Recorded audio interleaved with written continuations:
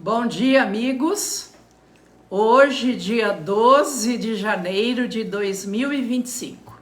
Estamos iniciando mais uma semana com o nosso culto matinal dominical. Eu vou ler o livro de Provérbios, capítulo 1. E o meu conselho para vocês e para mim mesma, sempre o conselho é para mim também. Vamos ler o livro de Provérbios nesse início de ano para a gente estar adquirindo mais sabedoria. Então eu vou começar a ler Provérbios capítulo 1. Provérbios de Salomão, filho de Davi, o rei de Israel, para aprender a sabedoria e o ensino, para entender as palavras de inteligência, para obter o ensino do bom proceder, a justiça, o juízo e a equidade, para dar aos simples prudência e aos jovens conhecimento e bom siso.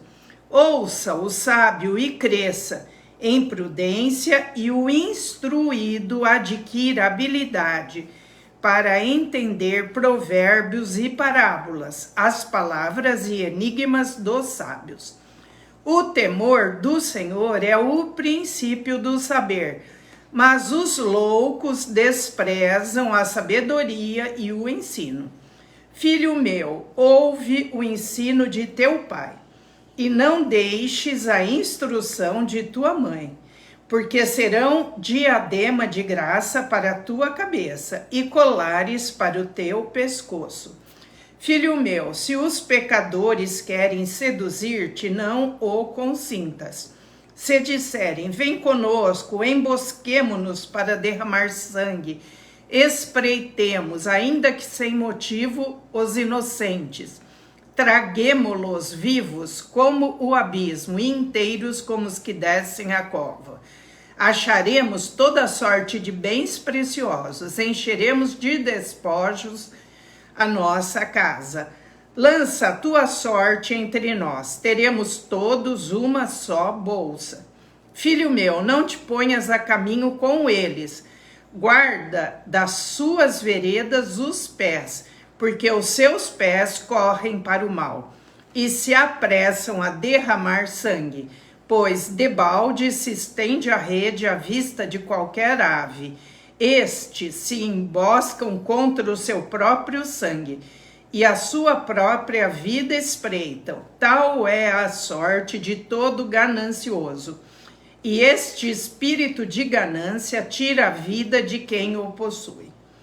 Clama a sabedoria. Vamos ouvir o que fala a sabedoria. Grita na rua a sabedoria, nas praças levanta a voz. Do alto dos muros clama, à entrada das portas e nas cidades profere suas palavras. Até quando, honestos, amareis a necessidade? E vós, escarnecedores, desejareis o escárnio? E vós, loucos, aborrecereis o conhecimento? Atentai para minha repreensão. Eis que derramarei copiosamente para vós outros o meu espírito, e vos farei saber as minhas palavras. Eu li Provérbios 1 até o versículo 23. Agora eu vou completar com uma palavra de sabedoria que Jesus falou. A ansiosa solicitude pela vida. A seguir, dirigiu-se Jesus aos seus discípulos, dizendo: por isso eu vos advirto, não andeis ansiosos pela vossa vida, quanto ao que haveis de comer, nem pelo vosso corpo, quanto ao que haveis de vestir. Porque a vida é mais do que o alimento, e o corpo mais do que as vestes. Observai os corvos, os quais não semeiam nem ceifam, não têm despensa nem celeiros, todavia Deus os sustenta. Quanto mais valeis do que as aves. Qual de vós, por ansioso que esteja, pode acrescentar um côvado ao curso de sua vida? Se, portanto, nada podeis fazer quanto às coisas mínimas, porque andais ansiosos pelas outras, observai os lírios, eles não fiam nem tecem. Eu, contudo, vos afirmo que nem Salomão, em toda a sua glória, se vestiu como qualquer deles. Ora, se Deus veste assim a erva que hoje está no campo e amanhã é lançada no forno, quanto mais tratando-se de vós, homens de pequena fé.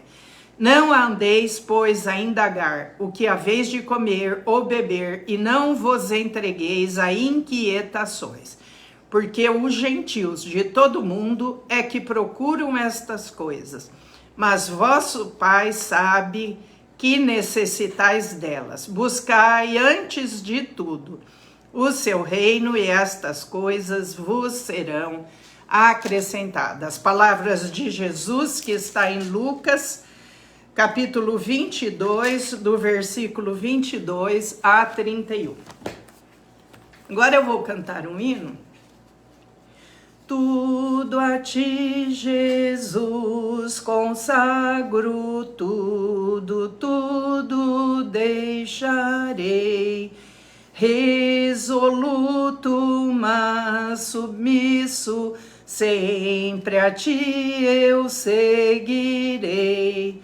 Tudo deixarei, tudo entregarei. Sim, a ti, Jesus bondoso, sempre seguirei.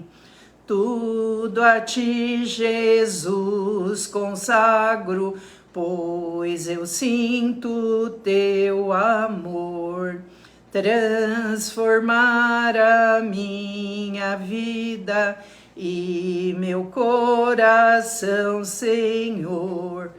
Tudo deixarei, tudo entregarei. Sim, a ti, Jesus bondoso, sempre seguirei. Tudo a ti, Jesus, consagro, quanto gozo, meu Senhor. Paz perfeita, paz completa, glória, glória ao Salvador. Tudo deixarei, tudo entregarei. Sim, a ti, Jesus bondoso, sempre seguirei. Senhor nosso Deus, nosso Pai, muito obrigada, Senhor, por mais essa oportunidade que nós temos de nos reunirmos aqui em casa, eu e Michel, e em cada casa, aqueles que se dispõem a participar conosco desse momento de culto, iniciando a semana, buscando em primeiro lugar o seu reino e a sua justiça, e tendo assim a certeza de que as demais coisas nos serão acrescentadas, porque tudo entregamos a ti, Jesus bondoso. Tudo entregamos nas tuas mãos, e para o Senhor dirigir a nossa vida, o Senhor cuidar de nós, nos guardar do maligno, não deixar que caiamos em tentação, nos livrando de todo mal, porque só nos entregando ao Senhor poderemos cantar como essa música. Tudo deixarei, sim, a ti, Jesus bondoso, tudo entregarei. Ó Senhor, recebe a nossa vida, recebe a vida de cada irmão que está assistindo, participando, que ninguém tenha medo de se entregar ao Senhor, porque nos braços do Senhor estamos seguros. Somente Ele é a nossa paz e a nossa segurança. E se alguém ainda não fez isso, ainda não se entregou totalmente ao Senhor, que possa fazer e sentir essa paz maravilhosa que só o Senhor pode nos dar e a alegria plena do Espírito Santo habitando em nós.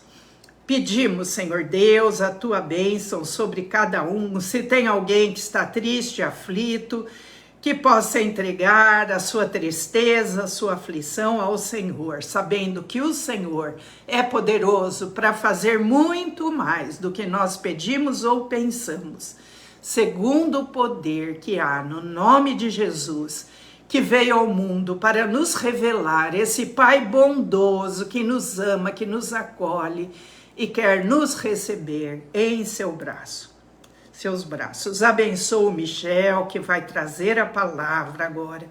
Que seja uma palavra de sabedoria para nós. E que possamos, assim, estar crescendo na graça e no conhecimento do Senhor. Fica conosco no transcorrer desse culto, no transcorrer deste domingo, desta semana. E que tenhamos sempre essa alegria de viver com o Senhor. Obrigada, Senhor, por tudo. Amém. No final desse culto, nós estaremos ministrando a Santa Ceia. Então, se alguém quiser participar conosco, separe já um pedacinho de pão e um cálice de suco de uva ou vinho tinto para participar conosco.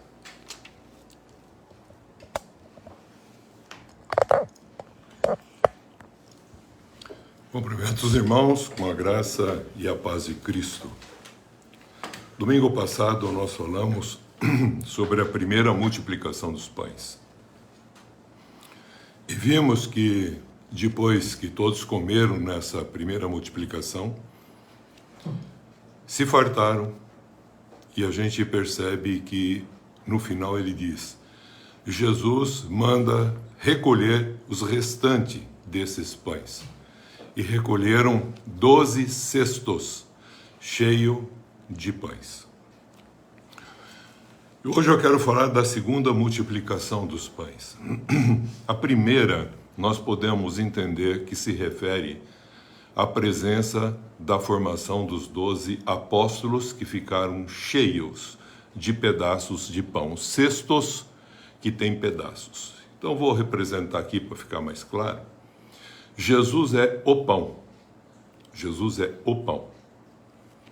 Nós temos pedaços desse pão. Nos alimentamos desse pão. E somos a expressão desse pão, tendo pedaços desse pão. A segunda multiplicação dos pães, nós vamos ver que ele está em Mateus 15, 32 a 39, e que também se estende até o capítulo 16, versículo 12, para nós entendermos o contexto todo. Mas quem escreveu primeiro a respeito disso foi Marcos, que escreveu a respeito disso. Ele está em capítulo 8, os versículos 1 até o versículo 21. Então, somando Marcos, capítulo 8, do versículo 1 até o 21, e também Mateus, capítulo 15, de 32, 39 e depois 16, de 1 até 12, nós vamos entender o contexto da segunda multiplicação dos pães. Então diz assim a segunda multiplicação dos pães, vou ler Marcos apenas. Mateus está falando a mesma coisa. Naqueles dias, quando outra vez se reuniu grande multidão se reúnem, e não tendo eles que comer, chamou Jesus os discípulos e lhes disse: tenho compaixão dessa grande multidão, desta gente, porque há 3 dias que permanecem comigo e não tenho o que comer. Se eu os despedir para suas casas, em jejum desfalecerão pelo caminho. E alguns deles vieram de longe. Mas os discípulos lhe responderam: de onde poderá alguém fartar-se do pão nesse deserto? E Jesus lhe perguntou: quantos pães tendes? Vou voltar a puxar um pouquinho o que eu falei domingo anterior. Domingo anterior, quando ele fez a primeira multiplicação, foi um garotinho que deu os seus pães. E Jesus pegou, tomou esses pães, 5 pães, para mais de 5.000 pessoas. Diz que ele agradeceu e depois ele partiu e deu para a multidão e sobraram 12 cestos cheios de pães. Agora aqui ele está falando e fazendo uma pergunta. Lá ele fez uma pergunta para Filipe a respeito do pão e ele e André responderam ainda sem compreender que Jesus é o pão vivo que desceu do céu. É o alimento nosso que nós precisamos. Sem ele nós não temos vida espiritual plena. Por isso que agora, lendo a segunda parte, ele faz uma pergunta: quantos pães tendes? Interessante, em que eles, depois que viram que faltou pão para uma grande multidão, eles começaram a levar pães, ou ser uma expressão desse pão. Então tinha o que ele falou: quantos pães vocês têm? Aí diz, responderam eles, os discípulos, 7 pães nós temos. Aí Jesus mandou eles assentarem no chão. Veja que aqui ele não fala em relva, ele fala assenta o seu chão. E é claro que ele pega, faz a mesma coisa. Pega o pão, agradece, abençoa, corta, distribui. E agora ele diz que saem 7 cestas cheias de pedaços de pão. É assim que ele termina. Ele diz assim: comeram e se fartaram dos pedaços restantes, recolheram 7 cestas, e não cestos. E eram cerca de 4.000 homens. Esse foi um fato que aconteceu. Agora, vindo um pouquinho mais abaixo, você vai perceber que há uma conversa com os fariseus e os escribas, e Jesus questiona o problema que estavam pedindo um sinal. E ele falou: não será dado um sinal para vocês. No versículo 14, Marcos 8,14, diz assim: ora. Esse ora, essa parada, essa interjeição, ora. Aconteceu que eles se esqueceram de levar pães, e eles estavam indo num barco de um lado para o outro do mar da Galileia, Genezaré. Então, ele diz assim: e não tinham levado consigo, e só tinha nesse barco um pão. Quem era o pão que estava nesse barco? Jesus. Mesmo assim, eles não conheciam ainda o Cristo revelado nesse Jesus. Apenas viam o que Jesus fazia e o poder que ele fazia.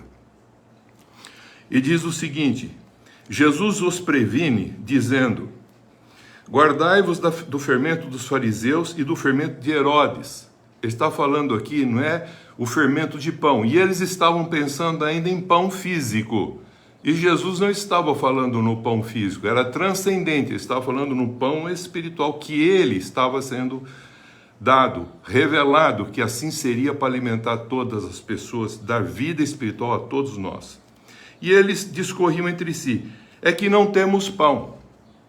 Na primeira vez, eles resolveram começar a carregar pão, agora tinha 7, mas depois que atravessaram, foram que não tinha mais pão. Mas estavam discutindo a respeito de um contexto que Jesus corrige, e diz assim: Jesus, percebendo, lhe perguntou. Olha o que Jesus pergunta aos seus discípulos que estavam nesse barco com ele, passando para o outro lado, que estavam não vendo ele como o pão espiritual, o pão para a alma e para o espírito do homem. E ele diz o seguinte, ele estava discorrendo sobre o terdes pão, ainda não considerastes, disse Jesus, nem vocês compreenderam, vocês não prenderam ainda em você? Tendes um coração endurecido? Veja o que Jesus fala. Tendo olhos, não vedes, e tendo ouvidos, não ouvis? Não vos lembrais de quando parti os 5 pães para 5.000? Quantos cestos cheios de pedaços recolhestes? Responderam eles: 12. Está se referindo aos 12 apóstolos. E de quanto a partir depois os 7 pães que vocês estavam trazendo, achando ainda a necessidade do pão físico para uma grande multidão, que Jesus se compadecia dela, porque ele era o pão vivo para essa multidão, e não se preocupando com o pão físico. E agora eles dizem, não tinha, a não ser no barco, um único pão. Quem era esse pão? Jesus Cristo. Os discípulos depois entenderam quando escreveram os evangelhos. Marcos foi o primeiro a escrever, depois Mateus, Marcos e Lucas fez um contexto histórico, e João. E o que é interessante, versículo 20 diz, e de quando partiu 7 pães para 4.000, quantas cestas, não é cestos, é cestas cheias de pedaços recolhesses? Responderam ele, 7. Ao que lhe disse Jesus, não compreendeis ainda? Então eu quero pedir para que o irmão e a irmã vá até o livro de Atos.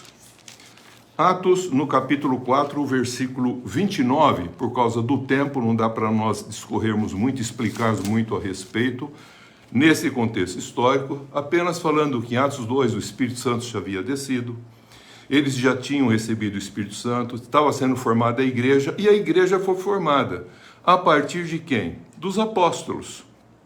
Uma igreja apostólica, universal para todos os povos, as boas novas que deveriam ser levadas a todos os povos. E os apóstolos eram o esteio, o fundamento dessa comunidade, e que levava essas boas novas do amor de Deus revelado em Cristo Jesus. Então, Atos 4, o versículo 29, eu gostaria que você abrisse agora nesse versículo. Eles agora reunidos como igreja, em oração, veja como é interessante esse contexto. Depois eu vou continuar falando da oração de Paulo para a igreja, depois da instituição da segunda multiplicação dos pães. Ele diz que a igreja agora estava orando, e agora vou no 29, ele diz assim, agora, Senhor, olha para as suas ameaças, porque os apóstolos estavam sendo perseguidos pela unção e pela intrepidez com que eles falavam a palavra de Deus. Mas agora a igreja está crescendo. E agora não é mais só judeus. Agora a igreja já está sendo formada não só de judeus, mas também de gentios e também judeus helenistas, que não estavam ali naquela região correspondente da Judéia, mas que estavam agora participando da igreja. Então ele diz assim, olha, Senhor, olha para as suas ameaças e concede aos teus servos que anunciem com toda a intrepidez a sua palavra. E veja que ele não fala ouça. Eles fazem uma oração e falam olha, porque Deus olha o coração das pessoas. Olha, enquanto estendes a mão para fazer curas, quer dizer, não é a pessoa que faz, enquanto estendes a mão para o Senhor fazer curas. E nós somos o veículo para que isso aconteça, para que esse amor de Deus seja revelado. Então eles estavam pedindo esse poder para que isso acontecesse. E diz que, pedindo isso, para que eles pudessem fazer prodígios no intermédio do santo nome de Jesus Cristo. Tendo eles orado, diz, tremeu o lugar onde estavam reunidos e todos ficaram cheios do Espírito Santo. Os apóstolos já estavam cheios do Espírito Santo. Tinham até escolhido mais uma pessoa, Mateus, para que isso ficasse um momento em que 12 estivessem lá. Mas muito mais do que o Matias lá, nós vamos entender que é Paulo, esse 12º apóstolo, escolhido por Deus e não escolhido por homens. E o que é mais interessante, todos ficaram cheios do Espírito Santo. São os discípulos que estavam crescendo e aumentando. Então nós vamos entender que essa formação dessa segunda multiplicação, dentro do contexto histórico da igreja, está no capítulo 6 de Atos, que é a instituição dos diáconos. Veja aqui. Ora, de novo, começa ele uma explicação, Lucas querendo explicar isso. Naqueles dias, multiplicando-se o número dos discípulos. Já não era só os apóstolos, mas tinha muitos discípulos. Então, por isso que ele falou em 5.000 homens e mulheres, mais 4.000 homens e mulheres. Então, a gente vai perceber que a igreja foi crescendo. E ele diz assim: o número dos discípulos havia aumentado e houve murmuração dos helenistas. Quem são os helenistas? São os judeus que não estavam no contexto da área da Judéia dos acontecimentos, mas que estavam formando a igreja, e também de gentios. E diz aqui que eles estavam reclamando que as suas viúvas não estavam sendo lembradas na distribuição diária daquilo que estava sendo feito na igreja, que as pessoas distribuíam as coisas para que todos pudessem estar sem necessidades. Então ele falou: olha, está necessitando disso. E olha o que acontece com os apóstolos. Ele diz assim: então os 12 agora convocaram a comunidade dos discípulos e disseram: não é razoável que nós abandonemos a palavra de Deus para servir às mesas. Então eles estavam falando o seguinte: nós temos os sextos apóstolos, 12, que tem o contexto da palavra para levar essa palavra. E agora nós queremos que vocês, discípulos, se reúnam. Então ele estava dando uma orientação na estruturação da igreja. Mas, irmãos, escolhei dentre vós 7 homens de boa reputação, cheios do Espírito e de sabedoria, os quais encarregaremos desse serviço. E quanto a nós, nos consagraremos à oração e ao ministério da palavra. Então, os apóstolos voltaram exclusivamente para isso e instituíram os diáconos. E ele diz: o parecer agradou a toda a comunidade. E elegeram Estevão, homem cheio de fé e do Espírito Santo. Depois ele fala: Filipe, Prócoro, Nicanor, Timão, Parmenas e Nicolau, que era prosélito, veja, prosélito de Antioquia. Ele não estava ali, mas era prosélito, estava agora parte dessa igreja. Apresentaram-nos perante os apóstolos e estes, orando, os 12, impuseram as mãos, não receberam nada demais, porque falou: vocês escolhem pessoas cheias do Espírito, cheias exatamente da condição de pessoas boas, de boa reputação. E crescia a palavra de Deus.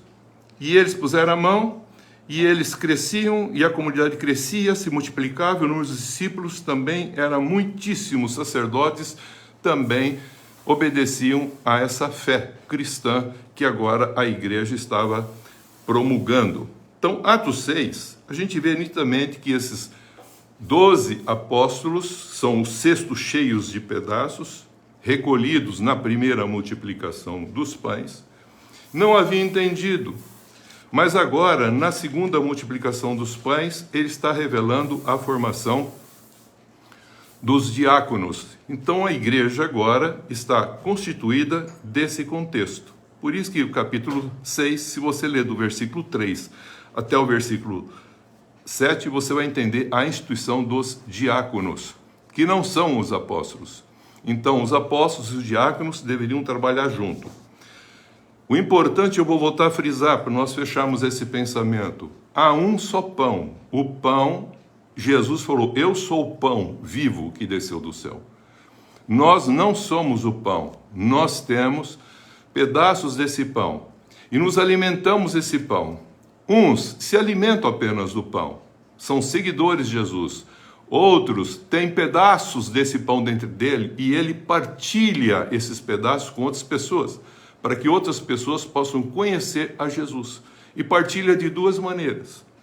Partilha no sentido de orar e também falar e também servir como diáconos. E é isso que começou a instituir o que nós chamamos o contexto da igreja. O que é interessante, eu quero destacar aqui, porque o tempo não permite muita consideração, dentre desses 7 que apareceram, tinha um homem chamado Nicolau. E nós sabemos que lá no Apocalipse, no capítulo 2, vai aparecer uma doutrina chamada doutrina dos Nicolaitas. E tudo leva a crer, o sentido daqueles que estudaram a história, que esse Nicolau, que estava lá sendo escolhido como diácono, acabou fazendo um contexto hierárquico clerical. E é isso que nós temos até hoje. E essa doutrina que Jesus abomina no meio da sua igreja é exatamente essa hierarquia clerical de quem é mais quem.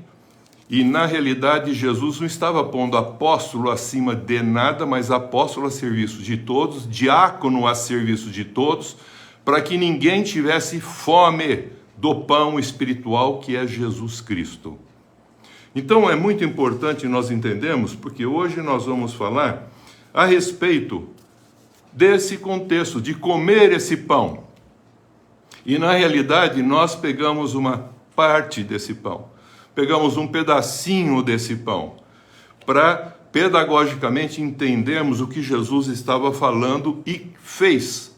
Quando ele sentou-se à mesa, pegou o pão, agradeceu, partiu e deu, falou: estou dando a vocês o meu corpo.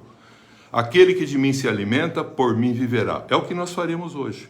E aquele que esse pedaço de pão tem a mais em si, pode ser um cesto, ou pode ser uma cesta que vai servir e não querer ser servido. Não quer tapete vermelho, não quer direito. Ele vai servir com amor, desinteressado que o amor de Deus. Então veja como é interessante. Agora eu quero que você abra Efésios para poder entender o que ele está falando a respeito desse amor de Deus, que ainda hoje não é compreendido. Muitas vezes a pessoa fica dentro do contexto da estrutura hierárquica visível. E Paulo está querendo usar um contexto até visível para explicar uma coisa transcendente e não visível. Então, se você abrir Efésios, capítulo 3,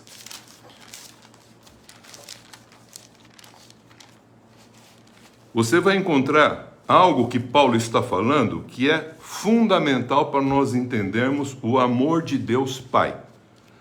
Então, quero sintetizar aqui para ficar claro.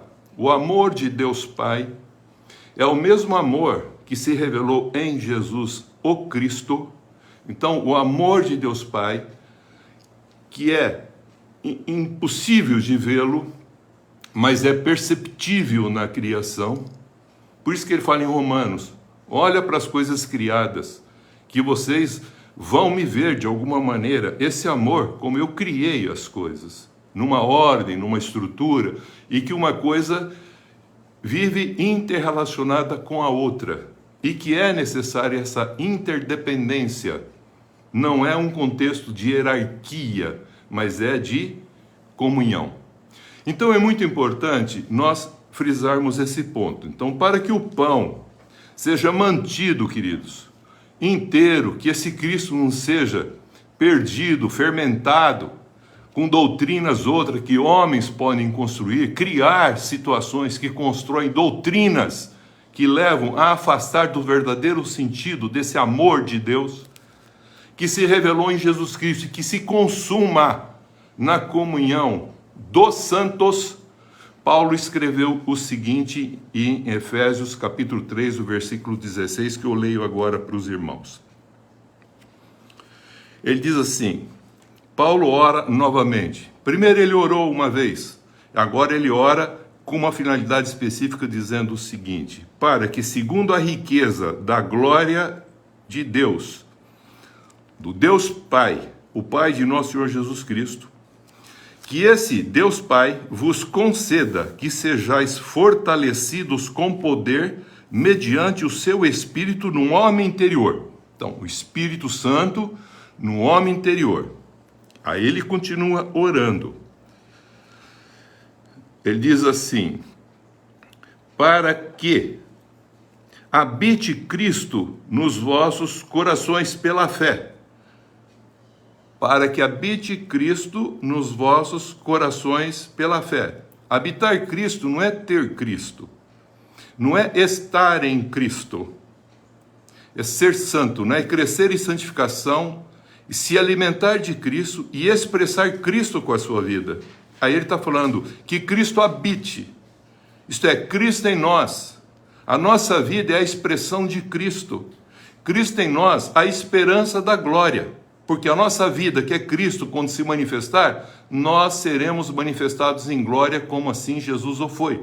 Porque nós recebemos dele o Espírito Santo, para que isso fosse feito. Então ele está falando agora, dizendo assim: e assim habite Cristo nos vossos corações. Habitar é morar. Cristo vai ser a essência da nossa vida, como diz Paulo. Já não sou eu mais quem vivo, mas Cristo vive em mim. E é isso que ele está falando aqui, o Paulo. E ele ora agora dizendo também, a fim de você poder compreender, veja bem o que ele diz, com todos os santos, não é com alguns santos não, com todos os santos, com todos aqueles que aceitaram a Jesus, a obra vicária de Jesus, a salvação, já aceitaram a salvação. Com todos os santos, qual é a largura, o comprimento, a altura e a profundidade. Quando ele usa essa dimensão de um plano que é visível dentro do nosso tempo, ele não está querendo se referir num contexto da visibilidade. Ele não tem como expressar esse amor de Deus, a não ser trazendo uma figura, uma metáfora de palavra que tem o mesmo sentido, para a gente entender a transcendência desse amor. Por isso que depois que ele fala em largura, altura, comprimento e profundidade, afim, ele fala assim, e que você, versículo 19, possa conhecer o amor de Cristo, que excede todo entendimento, para que sejais tomados de toda a plenitude de Deus. Então, para a pessoa entender esse amor de Deus, a gente precisa entender que o amor de Deus se revelou em Jesus Cristo e ele se consuma, não é na graça que Jesus trouxe, ele se consuma na comunhão nossa dos santos, arraigados em amor e edificados e fundamentados no amor. Se nós não estivermos arraigados como uma árvore que põe a sua raiz lá no amor e bebe do amor de Deus e compreende esse amor de Deus, e também edificado num fundamento que é o amor, sempre teremos problemas dentro desse contexto, e esse pão pode ser fermentado com doutrinas, e esse pão que é Jesus Cristo pode não ser entendido, mas ser partilhado de uma forma totalmente interesseira, com direitos e privilégios, num contexto eclesiástico, cultural, totalmente diferente do que ele proporcionou para que a gente assim o fizesse. Então vamos entender isso. Então a oração de Paulo ao Deus e Pai de nosso Senhor Jesus Cristo é para todos os santos em Éfesos serem tomados de toda a plenitude de Deus, isto é, terem uma vida espiritual plena, abundante, completa e expressarem com as suas vidas glória ao Deus Criador. Paulo deseja que todos os santos possam compreender qual é a largura, o comprimento, a altura e a profundidade do amor de Deus. É isso que ele está falando. Por isso, para que isso daí possa acontecer, Paulo ora a Deus Pai para conceder 3 coisas que nós já lemos. O poder do Espírito Santo no nosso homem interior, para que o Espírito Santo fale com o nosso espírito, e o nosso espírito fala com a nossa alma, e a nossa alma diz como nós devemos ser e se comportar na expressão desse Deus. Ora, para que o Cristo habite, isto é, more. Habitar significa morar pela fé. Não é ter Cristo, não é estar em Cristo.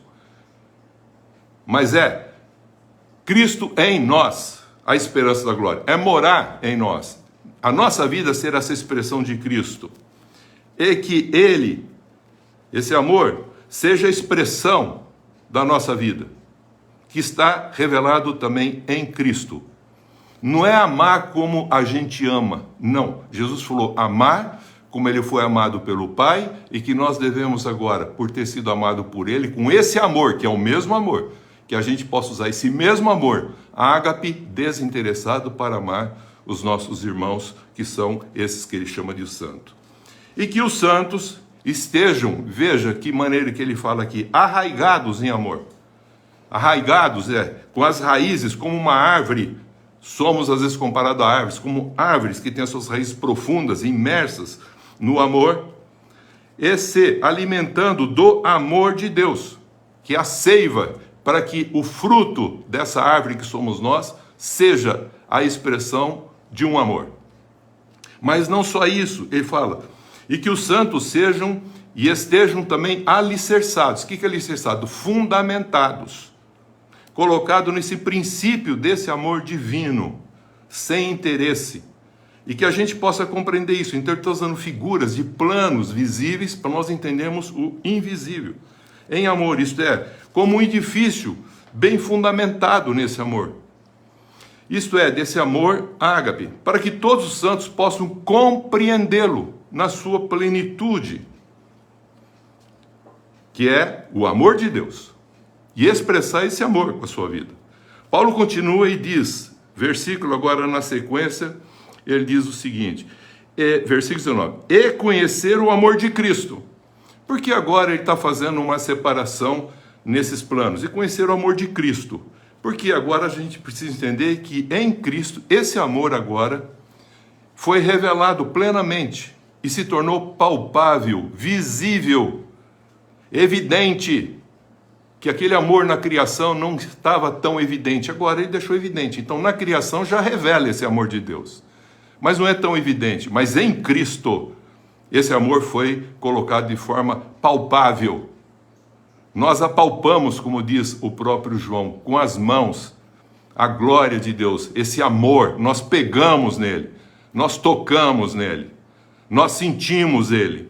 Ele não é uma coisa subjetiva, não, é objetiva. Veio e revelou como nós devemos ser. E agora ele diz o seguinte, conhecer o amor de Cristo, que excede todo entendimento humano. O homem não consegue entender, mas ele precisa compreender esse amor, e o processo da santificação, como eu já disse, vai fazer com que isso aconteça. Por isso, acrescentando à fé o quê? Virtude, conhecimento, domínio próprio, perseverança, fraternidade, o amor. E se isso existirem, crescerem, nós vamos entrar plenamente na compreensão do reino, porque nós temos a expressão da nossa vida, que é Cristo. Nos tornamos um pequeno Cristo, um pedaço de pão, mas nunca o pão. Vamos seguir o que ele está falando aqui. Então, só é possível compreender quando esse Cristo, que é a expressão da nossa vida, se revelar de uma forma prática em relação com aquilo que nós estamos vivendo. É o estar em Cristo e não só simplesmente estar nele. Não é ter e estar nele, salvo, não. É ele estar em nós. Por isso hoje nós vamos comer um pedacinho do pão, porque nós fazemos isso pedagogicamente, para entender que nós estamos fazendo um memorial, trazendo a memória que estamos nos alimentando dele, para podermos viver por ele. Quem de mim se alimenta, por mim viverá. É a expressão desse amor, que vai só consumar, não na salvação, mas vai se consumar na comunhão com os santos. 1 João 4,8, a palavra afirma, Deus é amor. Ponto. Deus é amor. Assim como entender Deus, que é Espírito, e entender esse amor, que é um contexto de uma palavra um tanto subjetiva. Então nós sabemos que temos 6 amores humanos e só tem um amor, que é o amor ágape, que é o amor de Deus. Para falar do amor de Deus, Pai, Paulo usou a dimensão visível e mensurável. Qual é a dimensão visível e mensurável? De um plano material. Então ele usou o que para expressar esse amor? O homem não entenderia isso. Então ele falou de largura, de comprimento, altura, que são coisas visíveis no plano visível, e uma dimensão de profundidade não visível, usando assim de metáforas. Isto é, uma palavra que usada não quer dizer ela especificamente, mas o sentido dela que transcende um contexto do que significa largura, comprimento, altura e profundidade. Então, nós sabemos que essa dimensão física desses planos, largura, comprimento, dimensão e profundidade, não são possíveis de captar com os olhos físicos, nem de você fazer um contexto de medir, e nem ter o sentido e a razão humana para compreender quando ele transcende. É isso que Paulo quis dizer. Ele não quis falar no sentido físico desse plano, mas ele quis usar o plano para que a gente pudesse entender um plano maior e mais superior, Vamos entender isso. Então, Efésios 3:18, Paulo usa as dimensões físicas, visíveis, para ajudar os cristãos, os santos, a compreenderem esse amor. O amor de Deus, que é a essência do fundamento da imutabilidade de Deus, que é amor. 1 João 4:8. Esse amor se revelou na graça por meio de Jesus Cristo. Então nós tornamos esse amor evidente. A nosso favor agora. Esse amor de Deus Pai e de Jesus Cristo, ele vai se consumar na comunhão dos santos. Por isso que Jesus orou lá para que todos os que crescem nele pudessem estar unidos em amor, junto em comunhão com o Pai e com o Filho, na unção do Espírito Santo. É isso que ele está falando aqui, para que no vínculo da paz a gente possa expressar como igreja o amor de Deus de uma maneira plena. Paulo, quando usa a dimensão, a largura, ele não está falando de uma largura mensurável do nosso tempo e espaço, ele está usando a largura como um representante de uma abrangência eterna do amor de Deus para todas, veja, irmãozinho, todas as pessoas, para todas as culturas e para todas as nações. Ele não está colocando um contexto de exclusividade, num contexto religioso, não é de um reino que ele quer abranger em todos os sentidos, desde Israel, que criou o contexto religioso e largou uma teocracia, para nós agora, que como igreja devemos levar esse amor e expressar esse amor para todos. É isso que ele está falando aqui. Não há limite geográfico, não há limite físico, social, nem religioso para esse amor ágape de Deus. É amar todos. Deus não tem acepção de pessoas. A Bíblia assim o fala. Ele ama a todos, o Deus Pai. O comprimento, Paulo usa aqui a metáfora para revelar que Deus é infinito. O comprimento é infinito. Dá para medir um que é infinito? Não dá. Então, esse é o amor eterno de Deus. E que esse amor se revela de eternidade a eternidade. E o que é interessante, ele permeia e ele se torna perceptível na criação. É o que ele fala em Romanos 1. Os versículos 18 a 20, ele fala exatamente isso. O homem vai se tornar indesculpável quando disser que não viu Deus. Ele falou, pelas coisas criadas, eu revelei o meu amor aos homens. Eu revelei quem eu sou. Porque Deus não faz o que Ele quer, Deus faz o que Ele é. Ele é imutável na sua forma de ser. E de nada depende, e muito menos do tempo e do espaço. Então ele está usando aqui uma dimensão espaço para a gente entender uma dimensão transcendente. Então ele está falando algo aqui muito maior do que o homem possa compreender e conhecer. E quando também apresentou esse contexto infinito e eterno desse amor, que é perceptível na criação, não só pelas coisas criadas, mas também quando ele disse lá no Gênesis 1, 26, 27, façamos o homem segundo a nossa imagem e semelhança. Então aqui nós passamos a entender esse contexto em que ele está falando a respeito de algo que dentro do tempo e do espaço ainda torna-se perceptível esse amor dele através das coisas criadas, inclusive do próprio homem. Mesmo afastado, ainda o homem produz coisas boas.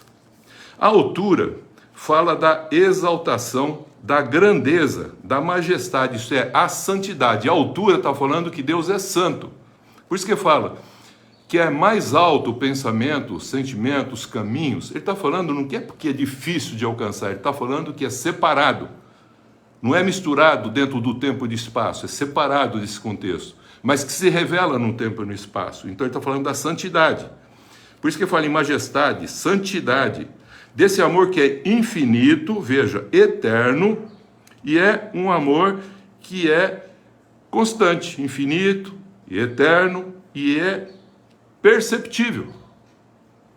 Mas não é tão visível, mas é perceptível dentro do processo da criação e do homem que criou.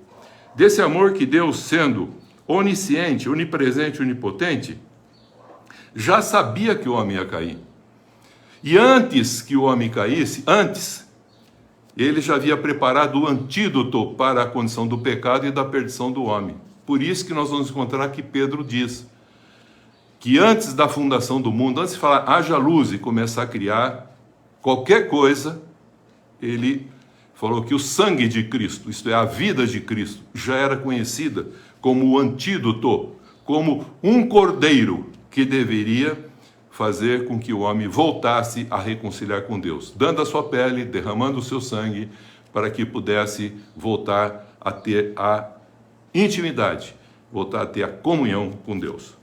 E a dimensão do plano profundo, que é da profundidade, Paulo está falando de algo que é misterioso, é mais oculto, mais difícil de entender, porque você não tem uma dimensão visível, porque é um amor divino imutável. Por que imutável? Porque está fundamentado nesse amor, como um alicerce, eu disse, e está fundamentado nesse amor como uma árvore que tem a sua raiz implantada lá. Então o homem não pode ter um coração cheio de amargura, porque senão esse amor não vai aparecer. Também não pode construir a sua casa em cima de uma areia, porque não está fundamentado nesse amor, então não vai se sustentar. Por isso que ele está falando da importância de Cristo, que ele mostrou agora os fundamentos para que esse amor que era invisível, apenas visto na criação, agora pudesse ser entendido, compreendido e palpável em Cristo Jesus, para que você tivesse a compreensão que só em Cristo nós podemos ter a clareza desse amor e poder entender esse amor, compreender esse amor e expressar esse amor. Por isso que ele está falando que além de conhecer esse amor de Deus, que é infinito, ele fala agora nós precisamos conhecer o amor de Cristo. Veja, por isso que ele fala em profundidade. Então, ele estava falando que no transcorrer da profundidade, ele se refere a um plano salvífico já, para alcançar todas as pessoas, todos os pecadores e os perdidos. Então, ele está falando a respeito de uma revelação dentro do tempo e de espaço, de Cordeiro e também do próprio Cristo, que se revela como um anjo com letra maiúscula, que é uma cristofania no transcorrer da história humana. Para um dia, esse Cristo que já estava no coração do Pai, nas profundezas da intimidade do Pai, pudesse agora ser formado, gerado pelo Espírito Santo, para, no nosso meio, revelar esse amor de uma forma plena, visível, palpável. Então a profundidade é a dimensão do mistério não visível, que estava oculto em Deus, mas que foi revelado.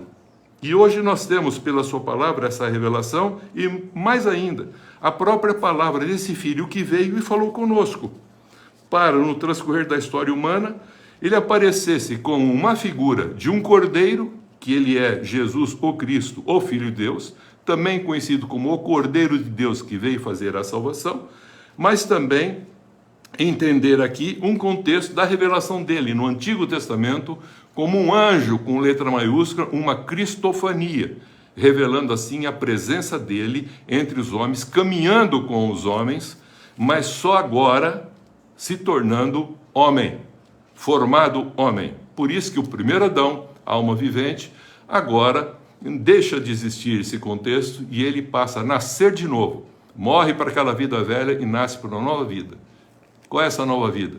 Cristo em nós. É o segundo Adão, o último homem. E agora começa uma nova criação de espíritos vivificantes, como eu já falei, não vou entrar agora em consideração do que eu já falei em estudos anteriores. Então Jesus veio trazer a salvação. A salvação é o meio que permite você receber agora o contexto do Espírito Santo e expressar esse amor com a sua vida na comunhão dos santos. Mas se não houver a comunhão dos santos, Jesus orou para que houvesse, mas se não houver, é porque alguma coisa tem em relação aos santos. Então o problema está nos santos, não está na oração e nem no plano que Deus havia proposto, fazendo assim que o seu Filho, o ungido de Deus, que é o unigênito de Deus, se tornasse o primogênito para formar muitos irmãos. Então a gente vê o contexto da história da igreja, quantas alterações acontecem, porque esse pão vivo, muitas vezes, perde o sentido e às vezes recebe fermentos que a igreja coloca e transforma, faz ele crescer, mas não tem substância para revelar um outro Cristo. Assim, a gente vai ver que Paulo quer mostrar o que com essa oração que ele faz aqui em Efésios. Eu vou continuar agora para encerrar. Ela diz assim: ora, aquele que é poderoso para fazer, versículo 20 do capítulo 3 de Efésios. Ora, aquele que é poderoso para fazer infinitamente mais do que tudo quanto pedimos ou pensamos, conforme o seu poder, que opera em quem? Em nós. Quem é esse poder que opera em nós? O Espírito Santo. Cristo em nós, o Espírito Santo em nós e através de nós. A Ele seja a glória na igreja e em Cristo Jesus. A Ele seja a glória na igreja e em Cristo Jesus, por todas as gerações, para todo sempre. E aí Paulo conclui dizendo, amém. Então aqui nós podemos ver que Paulo quer mostrar essas dimensões desse plano, segundo a vontade de Deus. Agora, revelado em Cristo, o homem pode ver de uma forma clara e apalpar o amor de Deus que foi revelado por meio de Jesus Cristo. Então, Paulo ora para que todos os santos, recebam de Deus Pai a compreensão da plenitude do amor de Deus, revelado no contexto da criação, como eu já disse. E agora, também ele diz, para que também compreendam o amor de Cristo, fundamentado nessa essência que ele formou toda a criação, inclusive formou o homem. E agora em Cristo está consumado aquele homem que ele falou, façamos. Então na cruz Jesus disse, está consumado o homem. Mas a obra de Deus, ela não se consuma ali na cruz, mas ela se consuma no contexto da formação do homem, para que o homem agora seja uma expressão com o irmão, em comunhão com os irmãos, na unção do Espírito Santo, para poder fazer com que o amor de Deus seja pleno entre nós e expressado com a nossa vida. Que possam também compreender, que ele fala, o amor revelado pela graça por meio da fé que há em Jesus Cristo. Por que ele separou? Primeiro ele quis explicar o amor de Deus, que é incompreensível, incomensurável, não dá para se medir, é infinito, é eterno, então é inacabável, não tem como determinar isso, mas ele falou, mas isso foi revelado não só na criação, mas também foi revelado pelo povo de Israel, chegou até nós escrito e foi revelado no Filho, que era o prometido que veio. Que desse amor, que ele possa agora se consumar na comunhão de todos os santos. Foi a oração que Jesus fez antes de ir embora. Pai, eu quero que eles tenham esse contexto da unidade. Então, em Romanos 8, tem uma afirmação de Paulo para fechar esse pensamento, em função do tempo eu quero chegar aqui. Ele faz a seguinte consideração em Romanos 8, 35 a 39. Ele diz assim, quem nos separará desse amor de Deus, que é o mesmo amor, que está revelado em Jesus Cristo? Ele fala, nada poderá separar desse amor, para aqueles que assim entenderam e compreenderam a importância de Jesus Cristo. Por isso que fala do amor de Deus e do amor de Cristo, porque em Cristo, esse amor que era invisível se torna visível, palpável. É o que João fala, palpamos o verbo da vida. O primeiro Adão formado da terra é alma vivente. Ele tem essa visão desses planos. Mas o segundo Adão e o último, que é o autor e o consumador da fé, Jesus Cristo. Por isso que ele falou, está consumado. Aquele homem, Senhor, que o Senhor falou lá no princípio que faria, e que o Senhor está fazendo, porque o homem se afastou, o Senhor está buscando e trabalhando para fazê-lo novamente, para ter a imagem, a sua semelhança.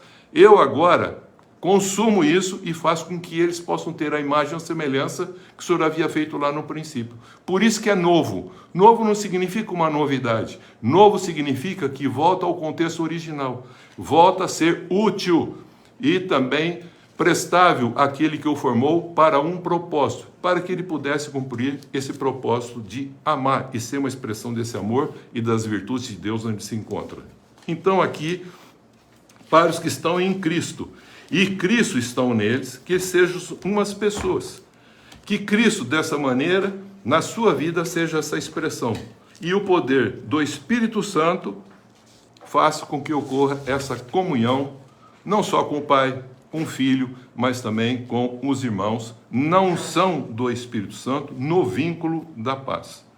Então ele está falando para que nós, agora em Cristo, restabelecidos, reconciliados com Deus, possamos voltar a expressar o propósito para qual ele fez o primeiro Adão, e já tinha um antídoto já formado para que a gente pudesse compreender essa grandeza de Deus.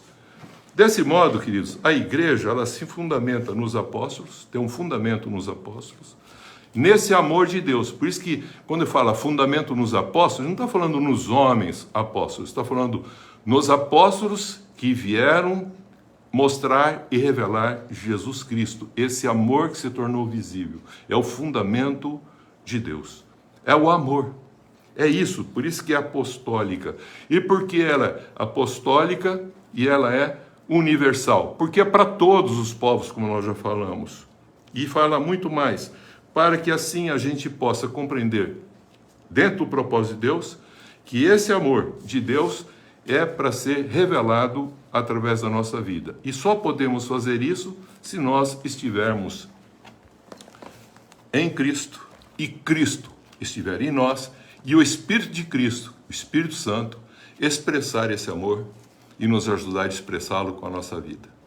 Dessa maneira a gente deve preservar esse pão, eu vou voltar a mostrar, que é Jesus Cristo. E tomar cuidado para que não seja fermentado, mas que não haja o que doutrinas que fermentam, mas que a gente possa entender esse pão agora de maneira pura, integral, perfeita, se alimentar dele e ser uma expressão dele. É isso que nós vamos fazer hoje. Jesus mandou a gente fazer um memorial. Esse memorial que ele está falando para a gente fazer é entender que esse pão, Jesus, símbolo, metáfora, agora, pequenas partículas, a gente pega essas pequenas partículas. E está na memória o que ele fez por nós. E agora a gente pega essa pequena partícula, Espírito de Cristo. Quem tem o Espírito de Cristo, tem Cristo para expressar. Que a gente possa agora comer como o Espírito de Cristo. Coma, tendo essa certeza do Espírito de Cristo, que você está se alimentando de Cristo e não de fermentos, ou pão fermentado, ou levedado por homens.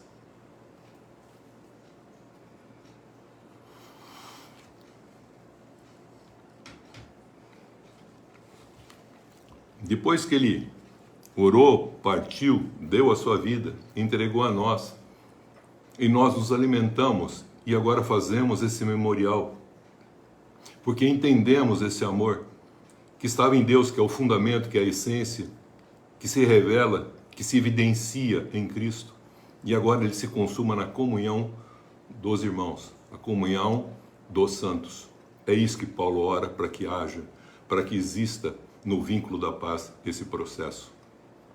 Então ele diz agora, alimentados com o Espírito de Cristo, com a minha carne, que ele explicou em João 6, versículo 63, que é o meu espírito, e com a minha vida, sangue, beba dele todos, para que tenha vida eterna e vivam eternamente, compreendendo que nós somos, de novo, a expressão desse Cristo, fazendo esse memorial de uma forma pedagógica.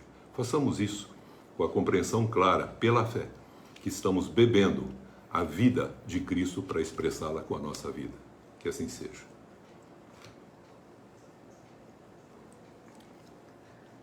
Querido Pai Celeste, obrigado por tudo isso que está sendo revelado para nós. Pelo que Paulo deixou, pelo que os apóstolos deixaram, esse fundamento do amor, na graça que nós nos encontramos e pela comunhão que o Senhor proporciona entre nós em amor, entendendo esse amor e vivendo esse amor sem interesse. Abençoa assim a tua igreja e fortaleça ela para a honra e glória do teu santo nome. Amém. Fortalece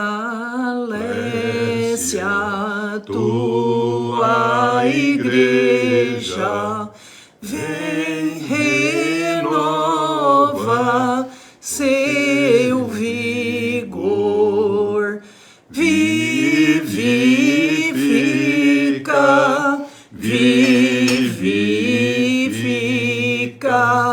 nossas almas, ó Senhor, vivifica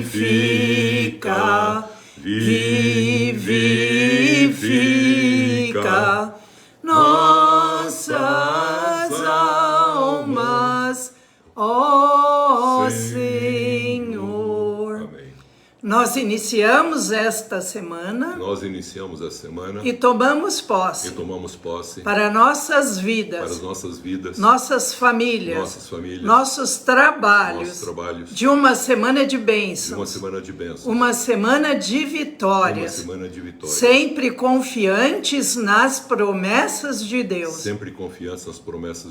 E rejeitamos toda obra maligna contra nós. E que não sejamos usados pelo mal. Em nome do Pai, do Filho e do Espírito Santo. Amém. Deus nos abençoe a todos. Amém.